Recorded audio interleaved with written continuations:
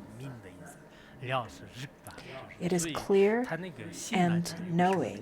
特点的话呢，一个是它的本性呢 That 不像 is 物 the 质一样， characteristic 它 of 是这个黑 mind. 暗的， In 它 fact, 是 the 一个 mind 光明 is 性的 not like the 然后 inanimate 就仅仅是 object. 光明，就是像太 Mind 阳啊， is 就是说这个 luminous. 什么这个灯啊，就这些也有 It 光， is not 但是